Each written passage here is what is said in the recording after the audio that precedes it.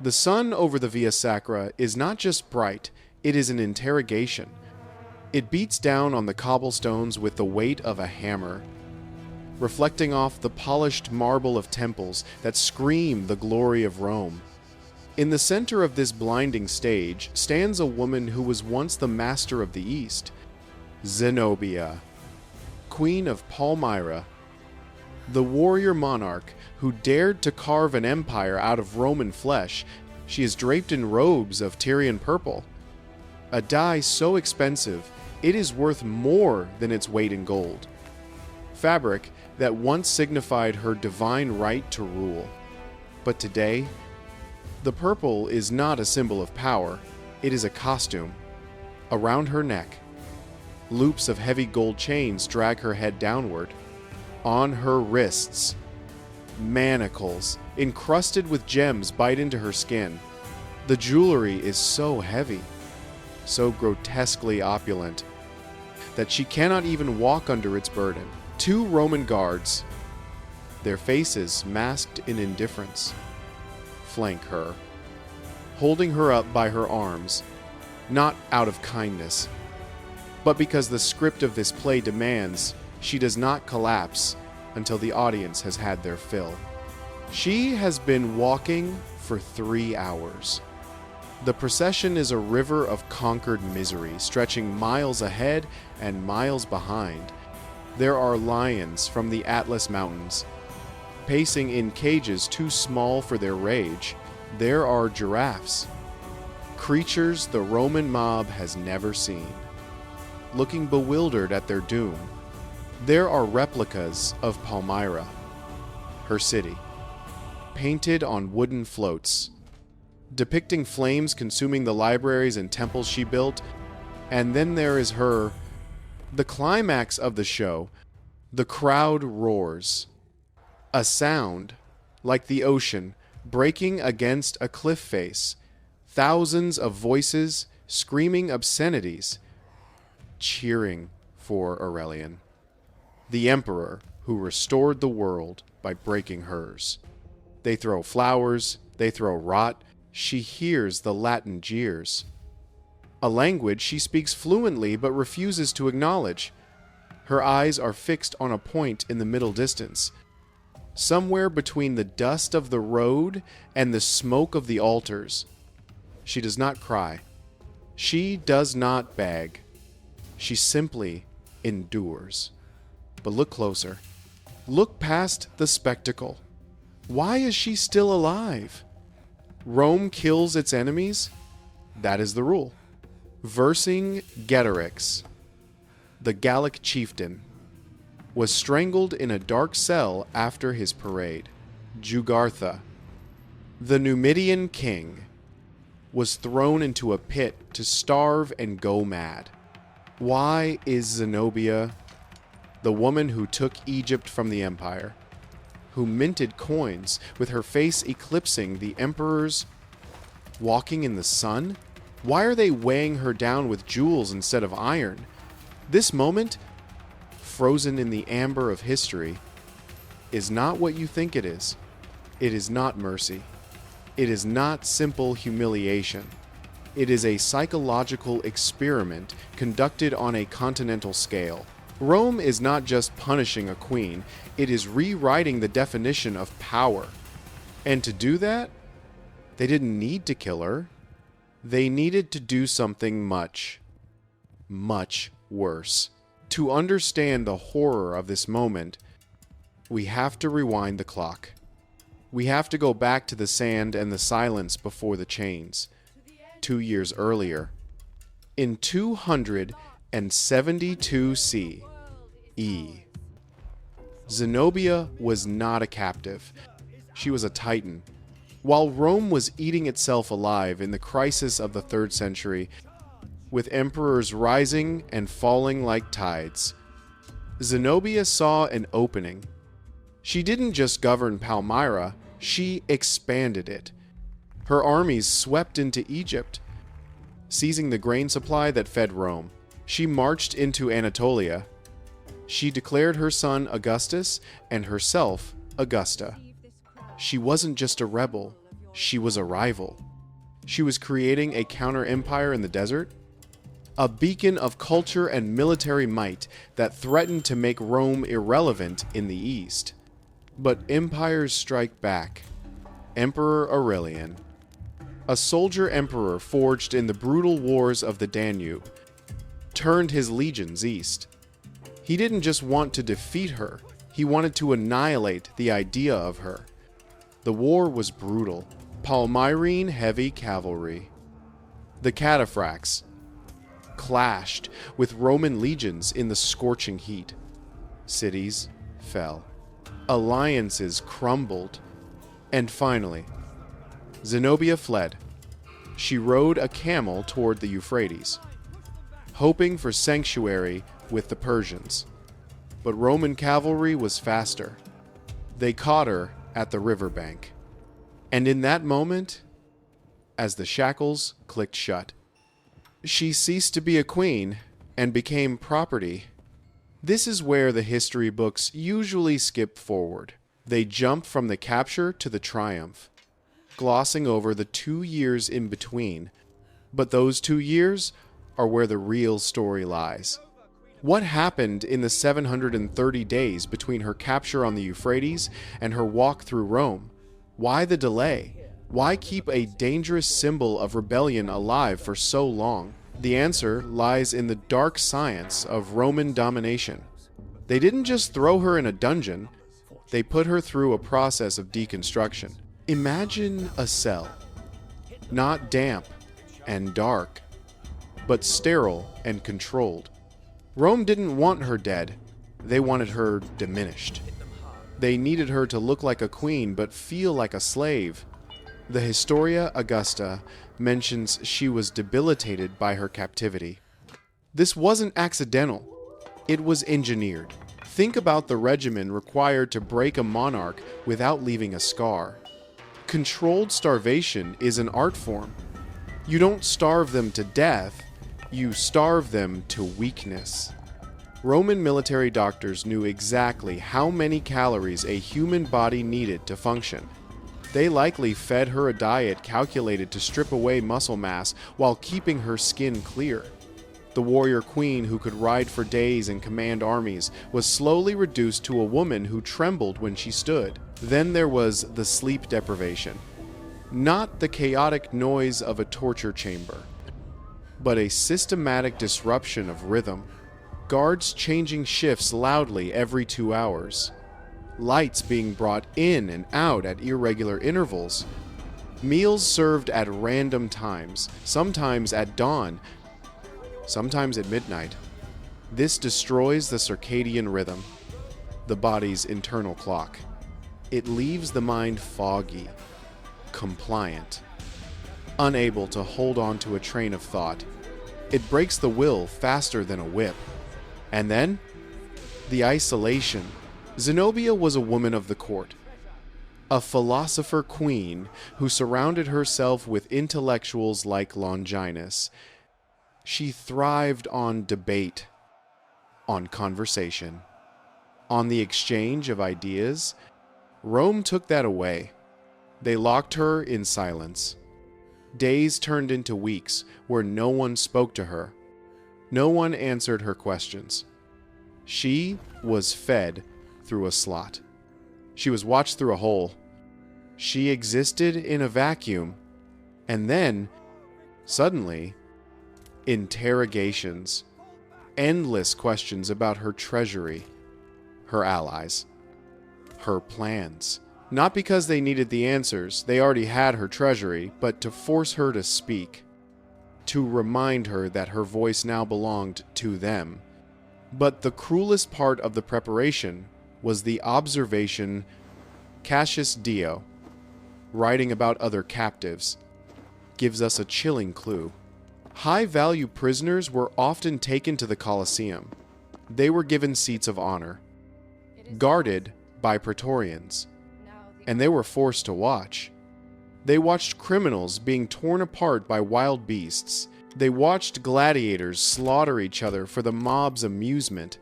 They watched reenactments of their own defeats, played out by prisoners who were executed at the climax. Zenobia sat there in her Roman box and watched what happened to those Rome did not value. She saw the gore, heard the screams, smelled the blood. The message was crystal clear. This is what we do to trash. You are alive because we allow it. You are breathing because we have a use for you. By the time the day of the triumph arrived in 274 CE, Zenobia had been fundamentally altered. She knew exactly what she was. She was a prop. The golden chains were not just jewelry, they were functional restraints disguised as luxury. The weight was calculated. If they had put her in iron, she would have looked like a common criminal. The crowd might have felt pity, but by draping her in gold and jewels, by dressing her in the full regalia of a queen, they achieved something much more potent. They created a contrast that screamed failure. Look at this woman, the spectacle said. Look at her wealth. Look at her titles. And look at how heavy they are. Look at how she cannot even stand under the weight of her own ambition. She stumbled. She faltered.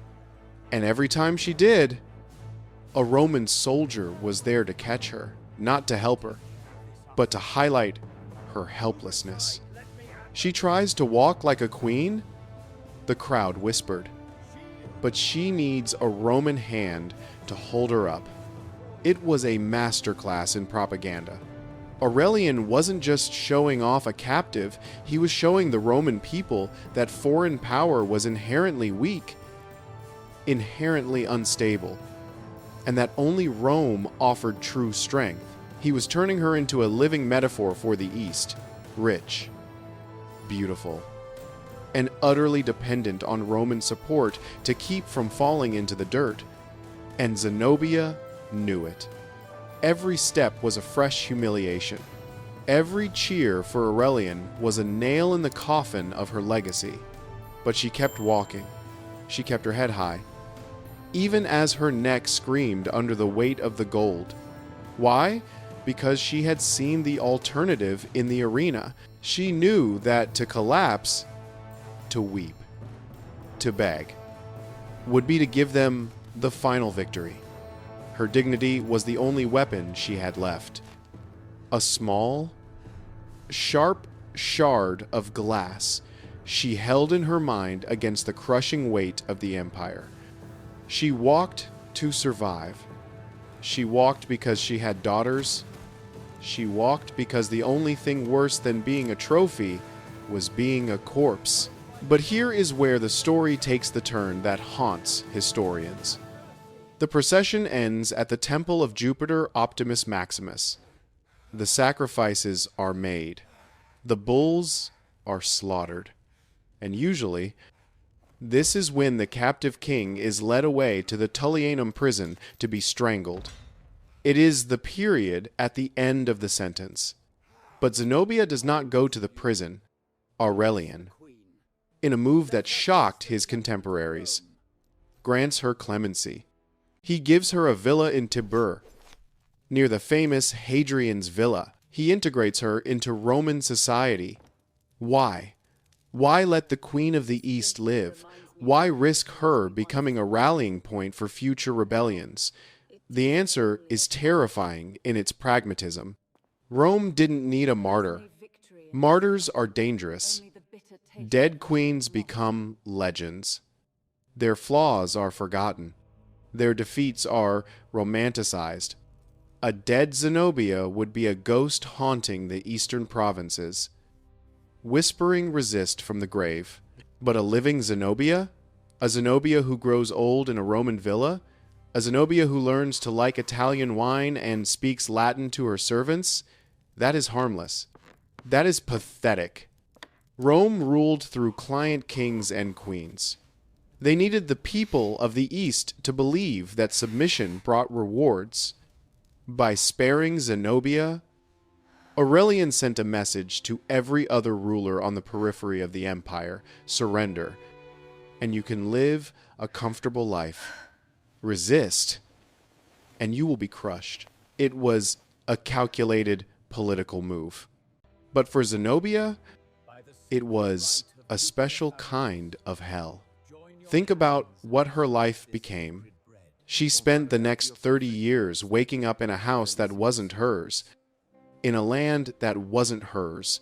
She watched her daughters marry Roman senators.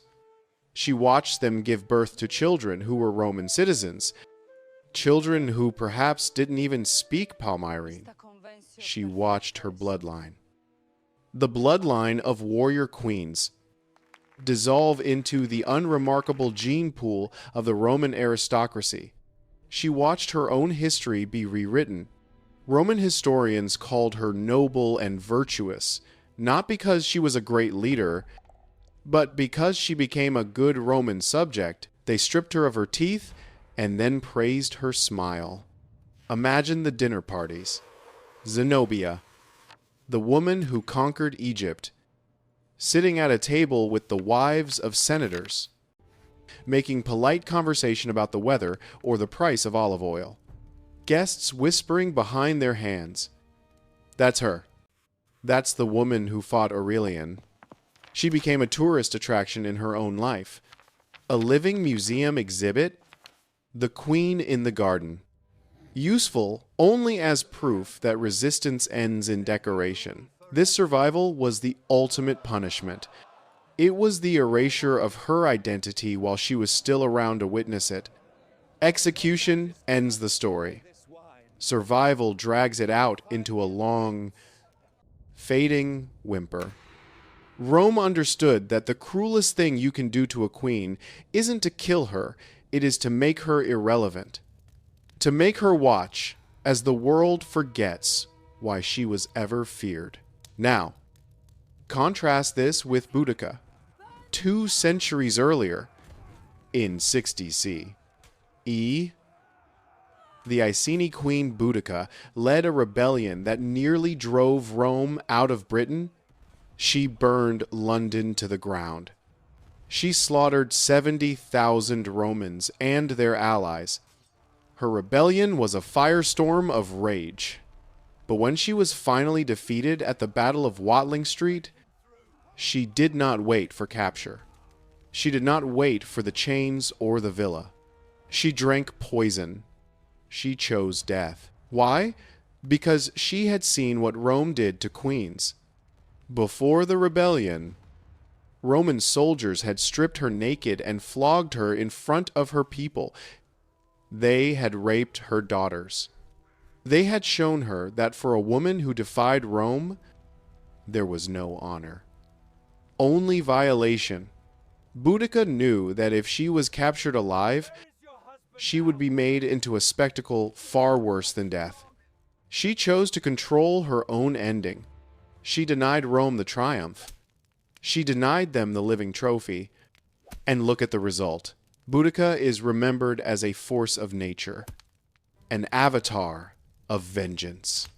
Her name is synonymous with freedom.